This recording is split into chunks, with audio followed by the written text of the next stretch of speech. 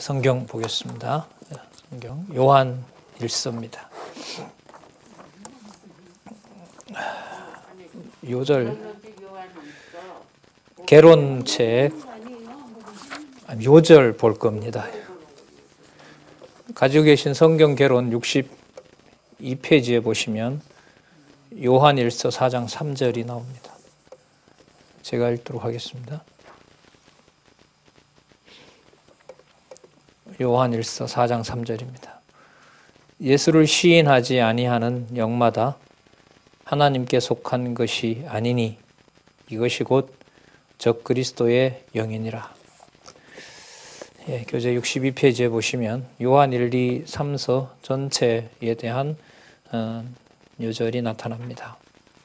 지금 그 읽었던 내용에도 나오죠. 예수를 시인하지 아니하는 영은 하나님께 속하지 않았고 적그리스도의 영이라고 합니다.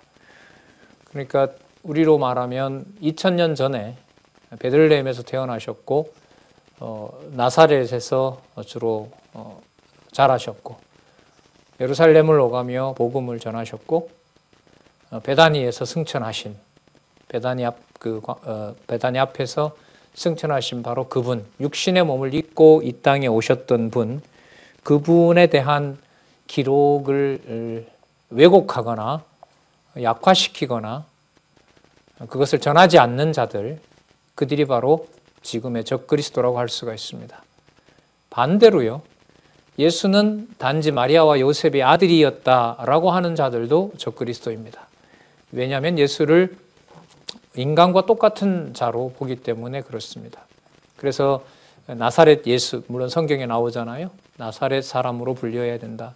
나사렛 예수를 육신의 몸을 입고 온 분이면서 그분이 하나님의 아들이시다라고 말씀을 서로 전해야 될 텐데, 육신의 몸을 입고 온 분의 가치를 훼손하거나 그 육신의 몸을 입고 온 분이므로 우리와 똑같은 자라고 하거나, 예수님은 하나님이시기 때문에 육체를 별로 필요로 하지 않는다.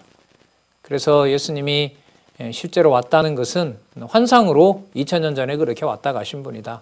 그리고 예수님은 영적으로 그러니까 유령처럼 좀 그렇게 만나는 그런 신이다. 그래서 육신의 몸을 입고 이 세상에 신앙생활을 하는 것에 대해서 그렇게 귀한 가치를 두지 않는 거죠. 그러니까 이게 이제 적그리스도인 거죠. 그 적그리스도의 행태를 보면 보통 예수님 오실 날만 계속 강조합니다. 그러니까 현재에 수고하는 신앙의 선배들의 노고에 대해서 값어치를 인정하지 않아요. 말을 어떻게 하냐 하면 그렇게 해서 천국 가느냐라고 얘기를 합니다. 천국 백성이기 때문에 지금 성령께서 예수 그리스도의 지체가 되어서 이렇게 복음으로 수고하고 있음에도 불구하고 그 사실을 인정하지 않으면서 장차 그런 행동 가지고 천국에 갈 수 있느냐라고 이단들이 반드시 종말론을 왜곡합니다. 그 날을 아는 것처럼 14만 4천 가지고 얼마나 많은 사람을 농락했습니까? 그러나 하나님께서 지혜의 영을 주지 않으면, 미혹의 영을 줘버리면 여러분이나 저나 딸려갈 수밖에 없어요. 끌려갈 수밖에 없는 거죠. 어떤 나라에 그냥 육체의 몸으로 그냥 종살이하는 그런 경험도 지금 세대야 저야 없었습니다만은 과거에 우리 할머니들 얘기, 할아버지 얘기들 들어보면 진짜 사는 게 아니죠. 나라가 주권이 없다는 게 내 생활을 남의 나라 사람이 와서 다 죽이고 살리고 하는 일이 일어났기 때문에 그런 거잖아요.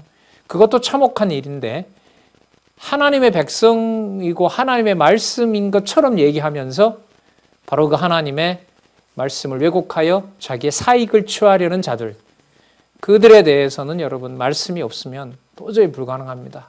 아까 그 요한 1, 2, 3서의 요절이 주는 바는 매우 중요합니다.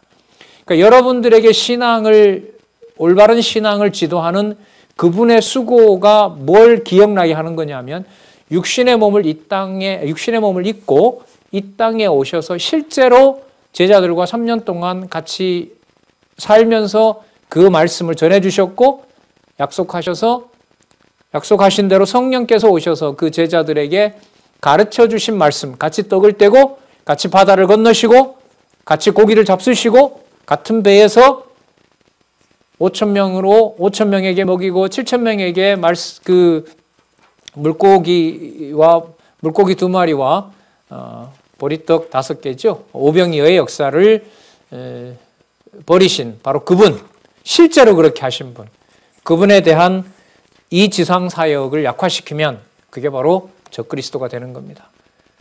그게 여러분 사라지면 뭐가 되냐면요, 여러분들을 위해서, 여러분들의 신앙을 위해서 돌보는 육신적인 수고를 하는 분들의 수고라는 게 다 의미가 없어져 버려요. 그래서 그들이 적그리스도예요. 여러분들을 지금까지 하나님께서 보호하도록 해주신 그 신앙의 어떤 부모님들, 또 선배님들을 그들로부터 그들이 잘못됐다고 가르치는 것만 강조해버리고 우리한테 와서 이렇게 들어야 장차 올 천국 백성이 될 것이라고 말을 합니다. 그러니까 그들이 적그리스도인 거예요.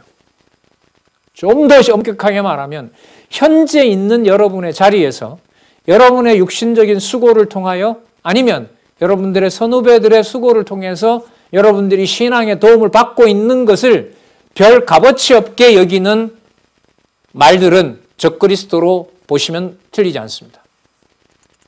강한가요? 좀 그렇게 생각하지 않습니다. 하나님께서 각자 여러분들과 저에게, 저는 이렇게 여러분에게 전하는 자리이고요, 여러분들은 받아 먹는 자리, 그래서 여러분들에게 내가 말을 하고 명령을 하면 여러분들이 따라오고 이렇게 되는 게 아니에요. 각자 하나님께서 약속하신 성령으로 여러분들이 그 자리에 있는 거예요. 그 몸으로, 그 상태로. 지금은 좀 배워야 될 자로 있지만 여러분들이 성숙해서 저와 같이 동료가 되고 진리의 지체가 되고 진리를 함께 전하는 자가 된다는 거, 시간 지나면 얼마든지 여러분들도 그런 같은 동력자가 되는 거죠. 그것은 여러분이 지금 그 몸으로, 그 상태로, 그 에너지로 거기에 있던 그 자리를 인정하는 데서부터 출발합니다. 그걸 무시하고 어떤 다른 곳에 가서 무엇을 하도록 하는 자다? 그건 여러분 적그리스도예요.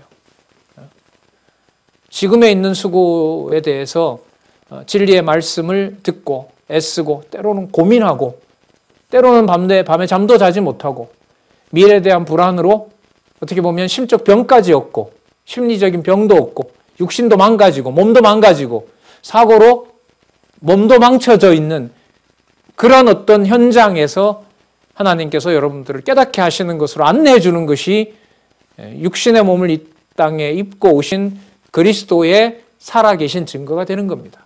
그걸 그리스도가 다 십자가 사건을 통해서 인류가 받아야 될 고난을 다 그분이 당하셨단 말이죠. 당하시면서 생명의 말씀으로 그분이 부활하셨다는 겁니다.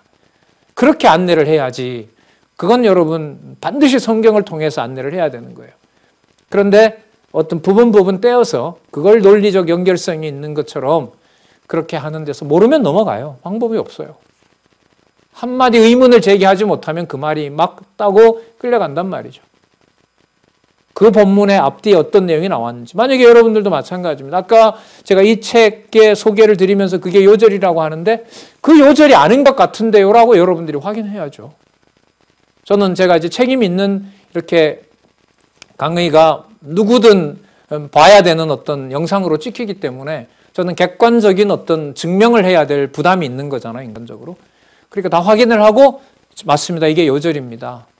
자, 좀 길었죠, 서론이? 530페이지 가셔서 가로 없는 숫자 1, 요한일서 그리스도 확증에서부터 가로 없는 숫자의 연결을 지어보도록 그렇게 하겠습니다. 지난 시간에 여러분 528페이지에 불의한 생활의 경계가 나왔죠. 베드로 후서가 나왔어요. 그 불의한 생활의 경계하는 내용의 그 핵심이 바로 뭐냐 하면 계시의 기록을 무시하고 하나님의 말씀을 사사로이 푸는 자들을 경계하도록 하는 내용이 여러분 지난 시간에 베드로전서의 내용이었어요. 그걸 배격해야 되는 거죠. 자, 그러니까 하나님의 말씀을 사사로이 자기 좋을 대로 풀면서 사람들을 유혹하는 자들이 반드시 생겨나요. 그럼 이 말은 여러분 좀 단계가 높은 말인데요. 성경을 부분적으로 본다고 아는 게 아니라는 거예요. 그 성경 전체를 하나님 살아계신 증거로 결론을 내리지 못하면 그것은 무조건 문제가 있는 거예요. 여러분 모르는 성경 얘기를 누군가가 해줬어요. 결론을 들어보세요.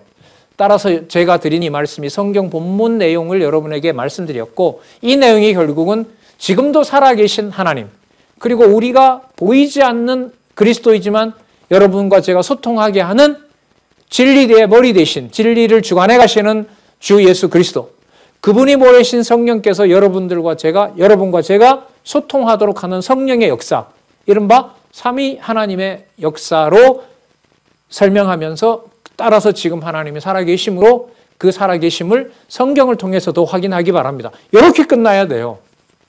모든 기독교는.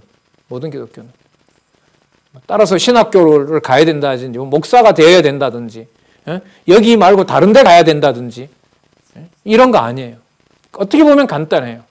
하나님 살아계심으로 살아계신 것을 지금 여러분이 만약에 저보다가 더 많이 성경을 공부하는 분이라면 이 강의 안 들어도 되죠. 여러분이 왜 가서 다른 사람에게 전하면 되니까. 근데 강자가 그렇지 않은 분들을 생각을 하고 여러분들에게 이렇게 알려드리는 겁니다. 자, 베드로 후서의 내용이 불의한 자들을 경계하게 하는 그 바탕이 바로 뭐냐면 성경을 사사로이 풀지 못하도록 하세요. 누가요? 성령께서 그렇게 하십니다. 그러면 그 진리의 말씀으로 그냥 있게 하느냐? 그걸 가지고 고난을 받게 해요. 무슨 고난요? 육신적인 엄청나게 무서운 고난을 받아요. 우리 전쟁 겪었잖아요. 여러분들 할머니 할아버지들 일제시대 때 그 무서운 시대 지났잖아요. 네? 선생님도 전쟁 시대는 아닙니다만은 전쟁 이후에 많은 어떤 격동의 시간들이 한국의 현대사에서 흘러갔지 않습니까? 네? 참 해석도 안 되고 분도 차고 이런 일들도 많았단 말이죠. 그 모든 것들이 여러분 어디에서 오는 충격인 거예요? 몸으로 다가오는 충격이에요. 그 속에서 하나님을 깨달아 간 거란 말이죠.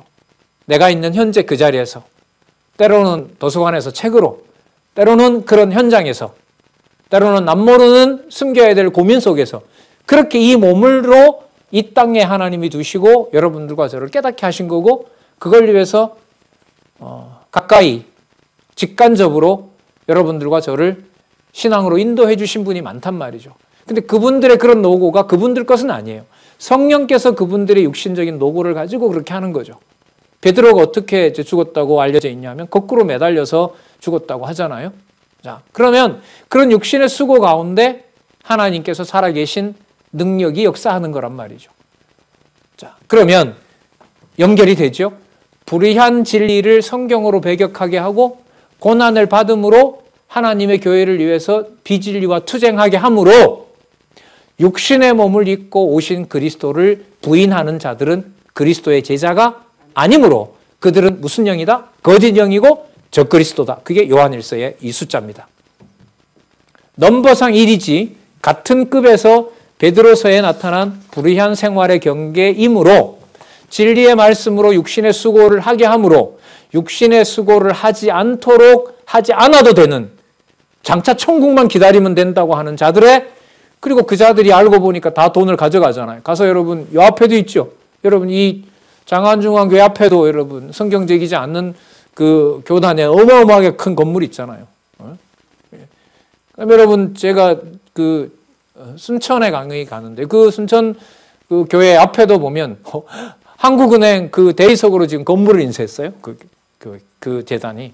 그리고 세계의 그 평화상도 받고 있고요. 영국 국왕으로부터 그 상패도 받고 있고요. 누가 보더라도 세상에서 봤을 때 내놓을 만한 거죠. 예. 자, 그러한 어떤 이단들이 많단 말이에요. 그러면 그렇게 보여주는 모습에 대해서 그 돈들은 다 어디서 나왔겠어요? 거기에 속한 사람들이 내는 거죠. 그러니까 세상에 소망을 두지 말고 장차 올 나라를 준비하라고 하면서 가지고 있는 재산은 자기네들이 사용을 임의대로 해버린단 말이에요. 어떻게 이렇게 멍청하냐? 깨닫지 않게 하면 여러분이나 저나 무슨 별 수 있겠습니까? 자, 그래서 여러분 그리스도의 확증입니다. 불의한 생활에 대해서 배격하도록 함으로써 이 지상에 오신 그리스도가 수고하신 것들을 본받아 살아가게 하는 것, 그게 바로 그리스도의 확증 내용입니다. 그 확증은 몸을 이 땅에 오셨다고 해서 이 세상에 속한 사람이다 아니다. 절대로 아닌 거예요. 그분은 바로 영원한 생명이신 바로 살아계신 하나님이시다는 사실을 여기서 보여주고 있습니다. 그러니까 이 내용을 아는 것이 뭐와 관계되냐 하면 투쟁의 결론입니다. 투쟁의 결론은요, 이 베드로의 경우로 본다면 그 말씀 지키고 전하다가 그냥 하나님 데려가는 거예요. 순교할 수도 있고요. 몸에 병 들어갈 수도 있고요. 흔적도 없이 전쟁 중에 그냥 어딘가에서 복음 전하다가 그냥 갈 수도 있고요. 사고로 갈 수도 있고요. 제가 그 몇 년 전에 여러분들 그 당시에 중고등학생들 데리고 저기 충남 서천이라는데 그 역사 탐방을 갔어요. 역사 탐방을 서천에 간 이유가 거기에 우리나라에서 성경이 제일 먼저 들어온 데예요. 서천에 그 항구에 이제 가니까 거기 기념비도 있고 한데 거기 보면 뭐 우리 장로교는 아닌데요. 감리교의 선교사로 왔던 그 선교사가 그 저희들이 서천 쪽이니까 그 군산으로 올라가는 배거든요. 군산으로 해서 서울로 해서 그 성경을 그 전하러 갔어요. 한국어로 성경을 번역했으니까 얼마나 그 선교사가 마음이 흥분했겠어요. 그걸 빨리 가지고 서울에 이제 전파하고 평양에 전파하고 그 뱃길로 그렇게 하려고 했거든요. 서천 그 앞바다에서 배가 좌초해서 다 그 선교사도 죽고 성경도 다 물에 빠져버려요. 그래서 인간적으로 이런 질문이 나와요. 왜 저 일을 하는데 하나님이 저걸 저렇게 하지? 막 이게 그 역사 기록을 보는데 막 그 힘든 거예요. 예? 뭐 하나님이 말로야 이렇게 지금도 역사를 섭리하신다라고 하는데 정작 그 현장도 아닌 바로 그 기록 앞에서도 인간적으로 뭐 흔들리는 거죠. 예. 예. 그런 하나님의 섭리에 대한 내용들이 여러분 이 성경의 내용을 통해서 여러분들이 직접 여러분들이 확인해 가기를 바랍니다. 아까 말씀드린 대로 결론은 따라서 여호와 하나님 살아계십니다.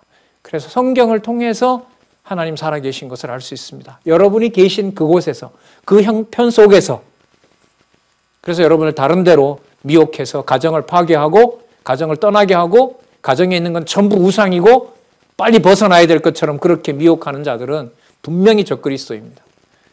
앉아 계신 거기서 여러분이 있는 그곳에서 그것이 병실이라 하더라도 거기에서 여호와 하나님 살아계신 것을 배우도록 안내하는 것이지 어디 다른 데로 데려가서 뭐하고 이거 아니에요. 반드시 그건 적그리스도입니다.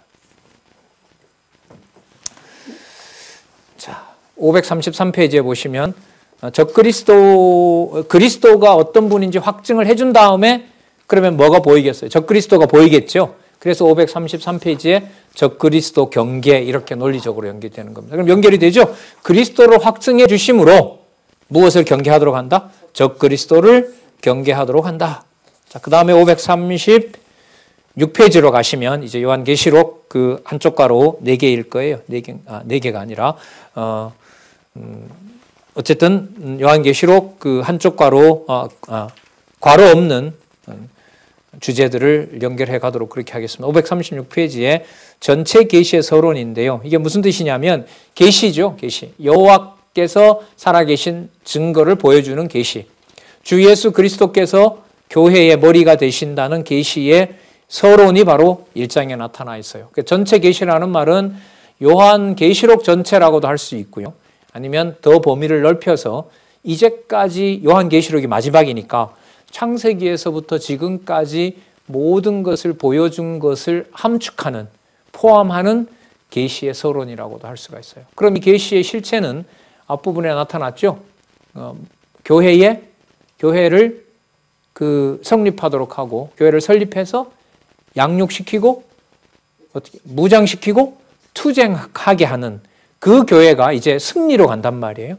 승리로 반드시 간다는 서론을 이 계시록 1장에서 바로 약속을 해주고 있는 내용이 여기에 나타납니다. 무슨 약속이냐면 지금 이렇게 아까 그 요한 1, 2, 3, 4 가져오면은요 그리스도를 증거하면서 살아가는데 그 그리스도를 증거하는 이것이 어느 날 좌절되는 것이 아니라 반드시 뭐한다? 승리한다.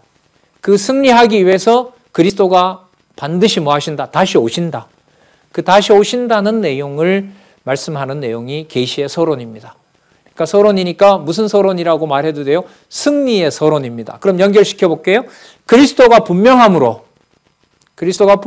살아계신 하나님의 아들이시고 그분이 바로 교회의 머리 되심으로 자, 뭘 경계하도록 합니까? 적그리스도를 배격하게 하고 언제 다시 오신다? 마지막 날에 다시 오신다는 내용이 전체 계시의 서론입니다.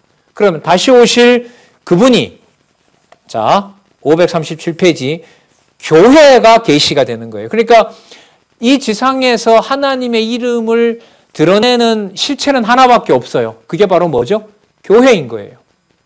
자, 사도행전에서부터 말씀드렸죠. 사도행전에서 교회가 어떻게 됩니까? 설립하잖아요. 맞죠? 성령께서 오셔서 두세 사람이 함께하는 말씀으로 함께하는 곳에 교회가 설립하도록 하세요. 설립한 교회를 어떻게 하시죠? 양육시키세요. 길러내신단 말이에요. 길러내시고 그 다음에 진리의 말씀으로 무장하게 하세요. 조금 전에 배웠던 대로 비진리를 뭐하게 해요? 배척하게 하고 비진리와 싸우게 하세요. 투쟁하게 하세요. 언제까지요? 그리스도가 오실 때까지요. 그리스도가 오실 때까지 무엇을 통해서 그렇게 하느냐? 교회를 통해서 그렇게 하세요. 그 내용이 2장, 3장 내용이에요. 여기 보면 이제 아시아 7교회가 나오는데요. 이것도 조금 첨가해 드릴게요. 여기 보면 아시아 7교회가 나오는데요. 아시아 7교회가 나오는데 이게 시기가 좀 흥미로워요. 여러분 이 아시아 7교회에게 이 요한계시록을 쓸 때가요. 기원후죠. 주후 95년경이니까요. 25년 전에 예루살렘의 교회들이 다 망해버렸어요. 예루살렘 성전도 로마가 철저하게 농락해버렸어요. 그리고 거기 있는 유대인들을 50만 명이나 죽였으니까 거의 다 죽이는 거죠. 거의 다 죽여버려요. 그러니까 예루살렘에서는 뭘 찾을 수가 없어요? 교회의 흔적을 찾을 수가 없어요. 교회의 흔적을 찾을 수가 없어요. 그러니까 교회 이러면 사도행전에 있는 대로 예루살렘과 온 유대와 사마리아와 땅끝까지 이르러 내 복음의 증인이 되리라는 말씀이 있었는데 이 기록을 쓸 당시에 예루살렘에는 교회가 존재하지 않습니다. 갈 수가 없는 곳이에요. 그곳에 있던 유대인들도 빨리 도망쳐 나와야 되고 빨리 다른 데로 도망가야 될 그럴 처지에 있는 거예요. 그럼 지상에는 교회가 없나요? 아니요. 아시아에 교회가 있다는 거예요. 예루살렘 성전과 같이 한 곳이 아니라 7곳이 단지 7곳 이런 곳이 아니죠. 곳곳에 하나님의 교회가 있다는 거죠. 뭐 하면서요? 진리를 수호하면서 적그리스도와 싸우게 하면서. 자, 바로 그 내용이 2장 3장이고 542페이지로 올까요? 바로 그 주께서 여러분 이 요한계시록의 주는 잠시 또 설명을 드릴게요. 어떤 초기에 보면 그 주는 주로 주 예수 그리스도를 말을 합니다. 근데 요한계시록 중간쯤 가잖아요. 그럼 그 주 예수라는 주가 하나님에게도 사용이 돼요. 그러니까 주 하나님도 되고 주 예수 그리스도도 돼요. 그러면 누가 분리되지 않는 거죠. 예수 그리스도와 하나님 아버지가 분리되지 않는 거예요. 그리고 증거하는 분은 누구죠? 성령이세요. 이른바 성부, 성자, 성령 하나님의 하나 되신 역사를 통해서 요한계시록의 뒷부분으로 갈수록 이것이 흩어지지 않아요. 그렇다고 막 섞인다 이런 의미가 아니에요. 아버지의 뜻을 아들이 대언의 영을 통해서 전하는 거. 그 순서는 명확한 거예요. 아버지가 아들 말 듣고 한다 이런 말은 안 나와요, 여러분. 그런 말은 나오지 않습니다. 아버지가 약속하신 것을 아들이 듣고 아들이 대언하는 영을 대신 전하는 영인 성령을 보내셨다. 이렇게 말을 해야지 순서를 막 이렇게 바꾸면 안 돼요. 성경에 그렇게 알려주는 대로 따라가야겠죠. 자, 그러면 542페이지에 있는 주의 영광의 이상은 뭐냐 하면은 이 주의 영광이 지금 예수님이 승천했단 말이에요. 그러면 믿지 않는 자, 악한 자들은 예수님이 없다고 할 거 아니에요. 아니다. 이게 사도 요한이 기록하도록 했잖아요. 하늘에서 내가 살아있다. 그것을 보여주는 내용이 계시록 4장과 5장이에요. 계시록 내용이 거의 다 뭐냐 하면 이상이거든요. 현실 역사를 말하는 게 아니에요. 그러니까 현실적인 눈에는 보이지는 않아요. 우리 현실에서는. 그러면 없는 거냐? 없는 게 아니라 하늘의 실체로 있는 거죠. 그리고 우리는 오실 날을 우리는 소망하고 있고요. 그 전까지는 비진리가 득세하고 비진리와 더불어 우리가 투쟁해야 되는 상황에 있는 겁니다. 그래서 하늘에 있는 주의 영광과 이상을 4장에서부터 5장까지 보여주는 겁니다. 그러니까 이 영광은 무슨 영광인 거죠? 주의 교회, 앞부분에 나왔던 교회. 주 예수 그리스도가 머리 되시는 교회의 영광스러운 통치자, 바로 그분이 누구인가라는 것을 여기서 보여주세요. 자, 그 다음 2번 한번 볼까요? 2번은, 자, 우리 계속해서 그러므로라고 연결해 갈 겁니다. 544페이지에 보면, 주가 그냥 계신 것이 아니라 그분이 뭘 가지고 계세요? 권세를 가지고 계세요. 544페이지에 권세를 가지고 계시는데 그 권세를 당신이 정한 때에 보여주세요. 그래서 여기에 유명한 내용이 나오는데요. 6장 11절에 보면 지상의 그 하나님의 교회가 너무 핍박을 받으니까 순교자들이 하나님께 기도합니다. 하나님, 언제까지 하나님의 교회가 이렇게 핍박을 받아야 됩니까? 라고 하거든요. 물어봐요. 그랬더니 하나님이 어떻게 하시냐면 언제까지다 이렇게 말하는 것이 아니라 하얀 세마포를 주면서 그 기도하던 자들, 기도하던 분들이 누구냐면 복음 때문에 다 순교한 분들이에요. 자기 목숨을 다 복음을 위해서 버린 분들이에요. 그분들이 기도하니까 얼마나 그 기도가 순수하겠어요. 욕심대로 구하지 않았을 거란 말이죠. 근데 땅이 너무 그렇게 진리를 사랑하는 자들이 핍박을 받으니까 순교자들이 하나님한테 하늘에서 기도하는 거예요. 하나님, 언제까지 이렇게 버려둘 겁니까? 라고 하니까 하나님께서 흰 옷을 이렇게 주고 뭐라고 가서 쉬어라 그럽니다. 내일에 관여하지 말고 이런 뜻이겠죠. 그러면서 하시는 말씀이 거기에 너희들처럼 채워야 될 숫자가 있다. 그럼 뭐가 더 일어나야 된다는 거죠. 순교가 더 일어나야 된다는 거예요. 이게 여러분 95년경이라고 하니까 지금부터 1900년 전에 기록된 내용, 거의 2000년 전에 기록한 내용 아닙니까? 그래서 많은 우리 신앙의 선배들은 기독교 역사를 순교의 역사라고도 합니다. 그런 토대 위에 하나님의 교회가 세워졌습니다. 여러분 실제로 한국 교회가 그래요. 부패했다 하지만은 서울만 하더라도요. 곳곳에 여러분들의 할머니 또 그 위의 세대들 그분들이 순교해서 피가 땅으로 묻힌답니다. 이 땅이. 그래서 한국 교회에는 제가 볼 때 어디에 있든지요. 한 30-40분만 아니 1시간 정도만 차를 타고 몰고 가면 순교지를 다 만날 수가 있어요. 강원도 제가 있던 데도 그래요. 제가 3년 전에 가봤는데 그곳에 그 동해안 지역에는 감리교 교세가 강했거든요. 거기에 순교당한 그 일본 사람한테 그 교회 하지 말라고 그렇게 순교당해 손톱 다 뽑히고요. 손에다가 못을 박고요. 그렇게 한 분이 거기 있더라고요. 이제 와서 안 거죠. 그러니까 제가 이 역사나 이런 데 뭐 좋아서라기보다가 무지한 거잖아요, 그런 거. 누가 그 책을 줬는데 보니까 바로 뭐 제가 그 교회 출신은 아닙니다만 20분만 차를 타고 가서 보니까 그 묘비가 있더라고요. 순교비가 있어요. 그래서 이 한국 교회에서는 여러분 한 1시간만 어느 지역에 있든지 차를 몰아가면 그 지역은 바로 순교자가 반드시 있습니다. 여기 가까이에 있는 여러분 장안중앙교회 가까이 있는 제암리 교회는 뭐 너무나 유명하지 않습니까? 주일날 나오라 그래서 다 못을 박아서 다 불태워서 죽인 처참한 역사들이 일어나지 않습니까? 애기까지 다 죽고. 그럼 서울의 양화지는 어떻고요? 외국인 아이들이 부모 따라왔다가 풍토병에 걸려서 온 지 2-3달 만에 그 묘비 가면 그래 나와요. 5월 1일 출생인데 8월 며칠 날 죽어요, 애가. 부모 따라와서. 그들이 이 땅에 묻히면서 뭐 순교는 아니죠, 그 사람들은. 어쨌든 이 땅에 와서 그렇게 목숨을 버리면서 한국 교회가 그 이후에 세워진 겁니다. 저도 뭐 신문을 통해서 많이 비판하지만은 비판 자체가 목적일 수는 없어요. 참, 바람은 따뜻하고 분명하게 진리의 복음을 들을 수 있도록 안내를 좀 더 해주고 싶은데 글쎄 아주 너무 부족해서 그런 어떤 불의나 이런 걸 보면 나도 별로 깨끗하지도 않지만은 그걸 먼저 또 비판하고 하는 건데요. 뭐 에어컨 하면 또 괴로운 거죠.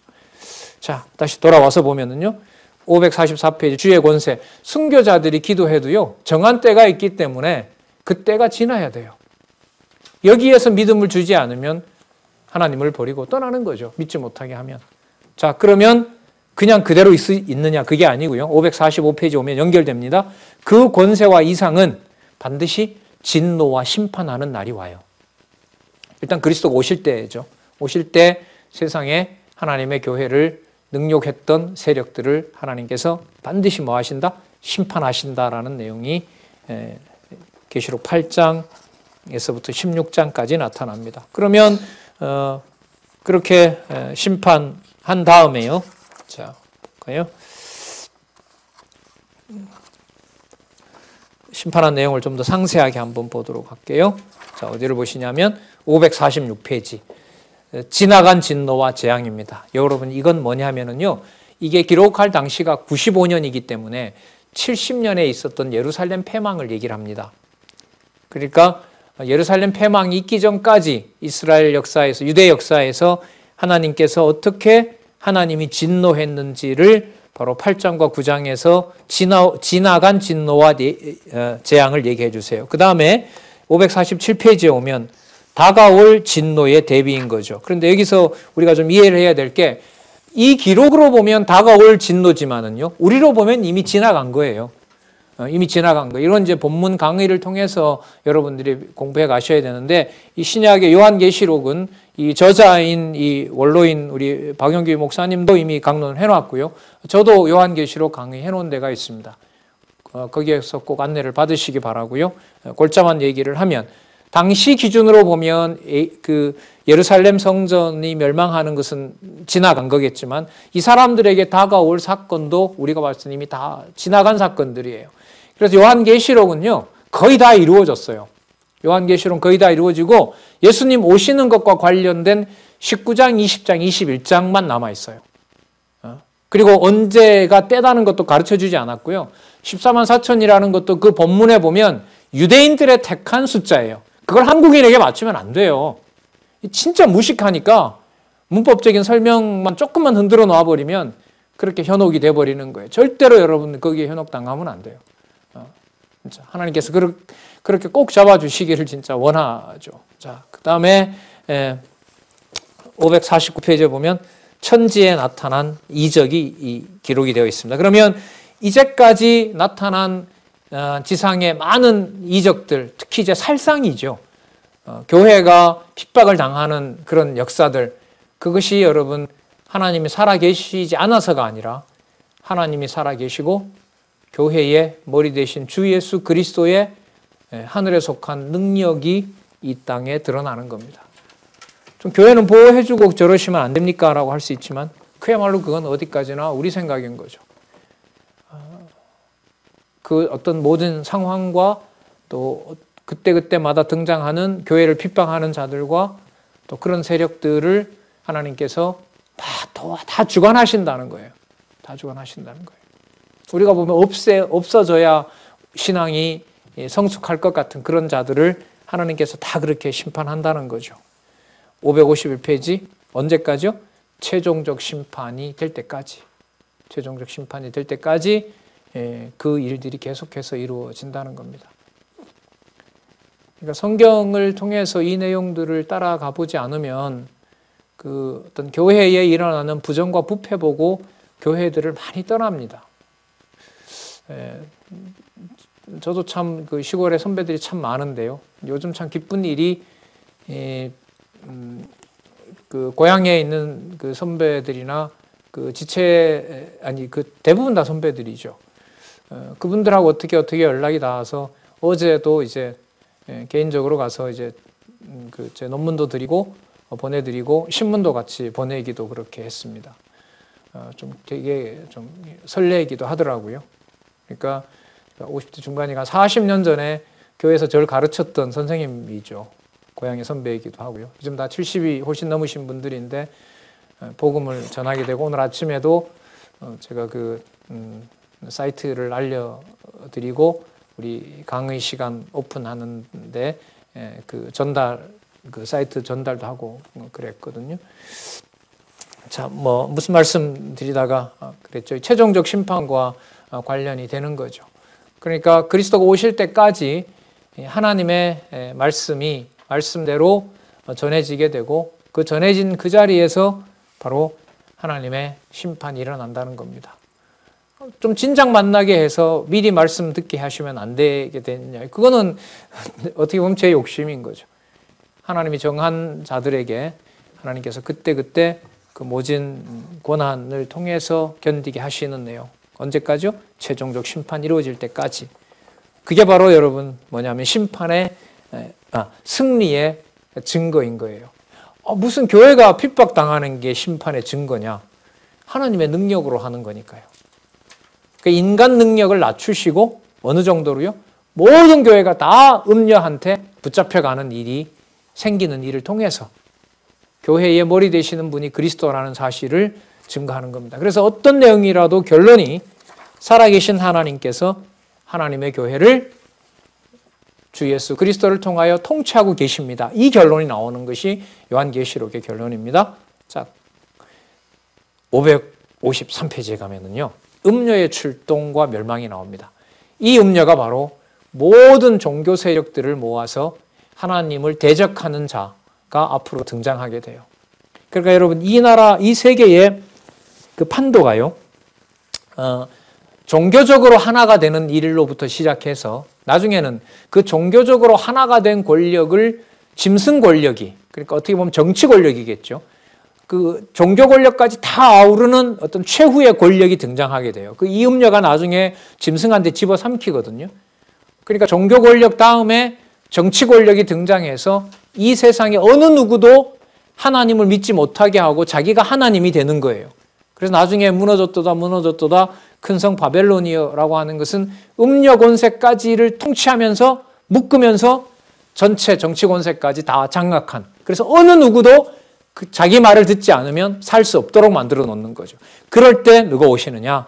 바로 그리스도가 오신다는 거예요. 그래서 17장, 18장 음녀의 출동과 반드시 멸망하고요. 자, 그 결과 554페이지.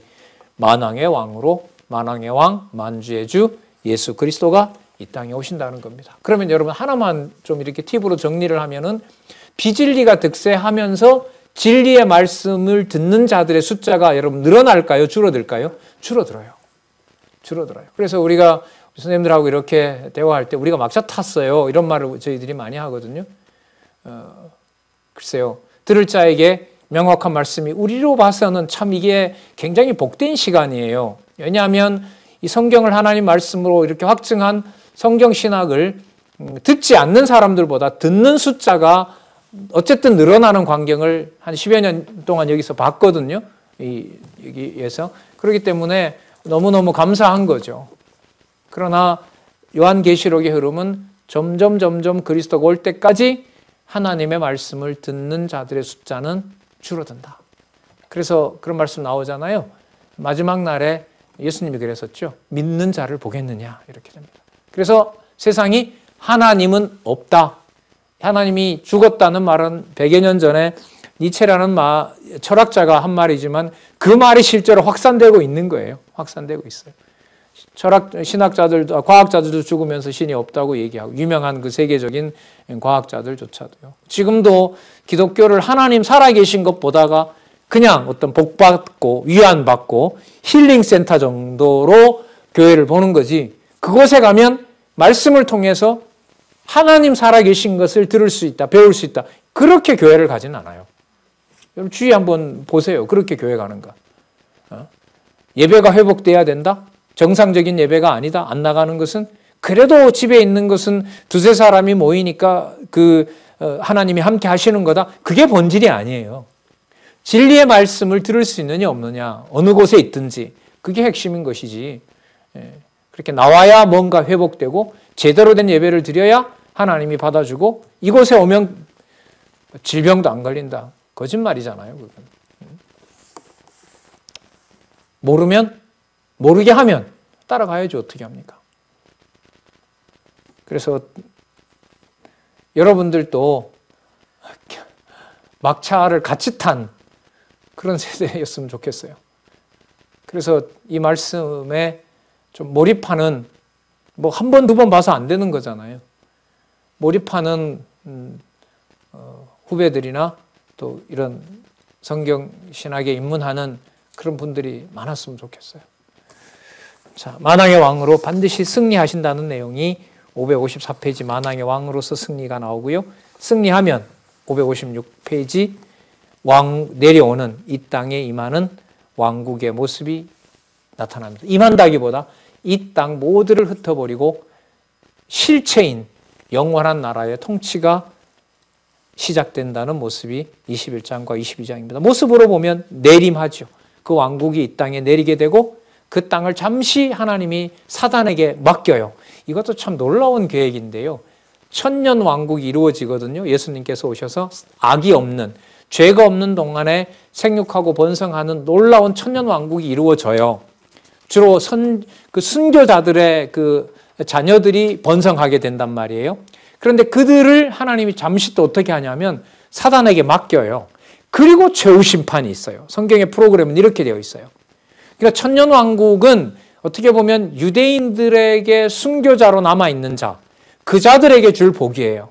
근데 사실 구약 성경을 읽다가 보면 유대인들이 당한 처참한 역사, 지금으로 말하면 2000년 동안이고요. 예수님 오시기 전만 하더라도 아브라함 때부터 본다 하면 2000년이에요. 그러니까 수천 년이라는 말이 되는 거죠. 적어도 3000년 이상의 유대인들의 역사는 진짜 고난의 역사인 거예요. 참 뭔가 갚아줘도 인간적으로 그들에게 먼저 갚아줘야 되는 것이 아니냐 이런 생각이 들 정도인데요. 이 프로그램으로 보면 하나님께서 정해놓으신 것은 예수 그리스도가 오실 때에 그 예수님의 천년왕국에 참여하는 자들은 아까 순교자들의 영이에요. 순교자들이 그 하나님의 통치를 같이 그리스도와 더불어 누리게 되고요. 거기서 악이 없는 상태에서 생육하고 번성하는 백성들이 태어나요. 그러니까 얼마나 귀한 족속이에요. 목숨을 그리스도를 위하여 던졌고 그 자녀들이 태어난 거니까 얼마나 좋은 나라입니까? 이 천년왕국이. 그런데 그 나라를 하나님이 어떻게 해요? 완성이 아니에요, 그게. 그게 영원한 나라가 아니라는 거예요. 그걸 누구에게 맡겨요? 사단에게 맡긴대요, 잠시. 다 끝장을 내는 거예요. 범죄하고 난리가 나겠죠. 그 다음에 진짜 이 모든 우주 만물은 하나님이 통치자가 아니라고 할 때에 그리스도께서 최후 심판을 하신다는 거예요. 프로그램은 여러분 그렇게 되어 있습니다. 그러니까 여러분들을 14만 4천에 속하게 하고 종말에 가서 여러분들이 하나님 백성 될 것이라는 것을 말하는 것에는 확률적으로 보더라도 지금 정황으로 보더라도 여러분들과 저는 해당이 없어요. 예수님이 내일 당장 오시면 몰라요. 오신다 해도 여러분과 제가 순교하지 않았으면 여러분 그렇다고 예루살렘에 가서 유대인들한테 지금 맞아 죽는다고 순교했다고 할 수 있어요? 그걸 누가 보장을 해요? 고린도전서 13장 3절에 보면 자기 몸을 불사름에 내어줘도 하나님의 사랑이 없으면 아무것도 아니래요.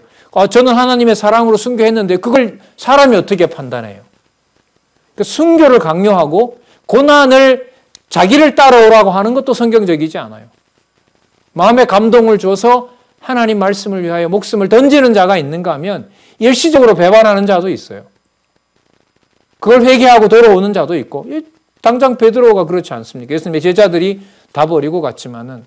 그래서 요즘 가장 문제가 뭐냐면 종말을 강조해서 여러분들의 행동을 몰아가는 거예요. 이번에 일어났던 그 어떤 그 집단 선교에도 신사도 운동이라고 해서 목적이 뭐냐면 반드시 예루살렘에 갔다 오도록 해요. 왜냐하면 예루살렘을 점령해야 이 땅에 예수님이 오신다는 거예요. 그 예루살렘에 가기 위해서는 각국 언어를 해서 예루살렘이 영어를 잘하잖아요. 이스라엘 사람들이 영어를 배워요. 그런 목적으로 또 영어 교습소를 만들어요. 그리고 거기에 종말론 사상을 주입해요. 14만 4천에 들려면 아니면 그 말은 하면 그 신천지가 되니까 어떻게 해요? 그 종말론에 따라서 여러분들이 무장을 해야 됩니다. 그러려면 이런 무장을 해야 되고 마지막 순교지인 예루살렘으로 여러분은 꼭 가야만 됩니다. 이렇게 얘기를 합니다. 성경에 대한 무지가 너무 많은 부분을 차지해요. 그렇지 않습니다. 그렇지 않아요. 여러분이 계신 이곳이거나 물론 저희들 선배처럼 저희들 선배 한 분 예루살렘에 한 20년 넘게 살고 계신 분이 있죠. 진짜 그분은 얼마 전에도 통화했는데 목숨 좀 건강 유의하시라고. 이분은 일하는 시간 아니면 유대인들하고 그냥 가서 붙는 거예요. 논쟁하고.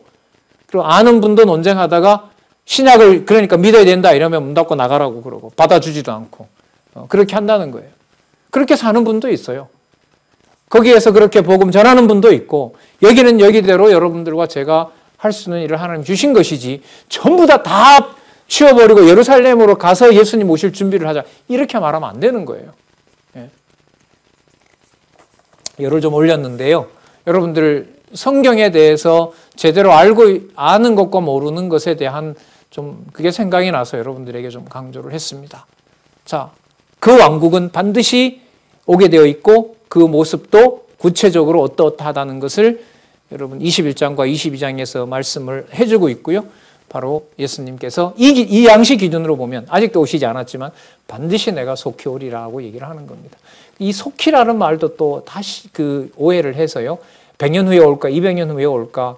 예수님 부활하신 다음에 당장 여러분 뭐가 생겼냐면 종말론자들이 생겨가지고 집 이런 거 다 팔아버리고 예수님이 승천했던 그곳에 가서 예수님 오기를 모른다고 했는데 100년쯤 되면 오실 거라고 해서 실제로 거기 가서 그렇게 한 집단들이 많아요. 참 어리석고 안타깝기도 하고 그렇죠. 1999년에 온데 1600 몇 년 굉장히 많습니다. 그 시간을 아무도 모른다고 했는데 맞춰놓고 예수님 올 때 우리가 천국 가야 된다고 해서 사람들을 몰아치고 사리사욕을 채우는 자들은 그 사람들의 시간과 영혼과 물질까지 다 약탈해가는 그런 일들이 벌어졌어요. 성경에 무지하기 때문에 생긴 일입니다. 현혹 당하지 않았으면 좋겠고요.